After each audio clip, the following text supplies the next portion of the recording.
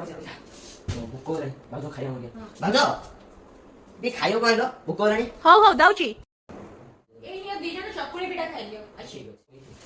ଭାଉଜ ଏ କଣ ବାସି ପିଠା ବୋଧେ ଏଇଟା କାଲି ରହିଥିଲା ଫ୍ରିଜରେ ଥିଲା। କି କାମ ଏଇଟା ମୋ ମା ମତେ ସବୁବେଳେ ତଡକା ତଡକା ଜିନିଷ ଦେଇ ମତେ ଖାଇବାକୁ ଦେଇ ବଡ କରିଛି ଆଉ ତମେ ଆମକୁ ବାସି ଜିନିଷ ଦବ ଆଉ ତ ଏଇ କଥା ହଉ ଠିକ ଅଛି ଆଜିଠୁ ବାସି ଜିନିଷ କଦାପି ତମକୁ ଖାଇବାକୁ ଦେବିନି। A few moments later.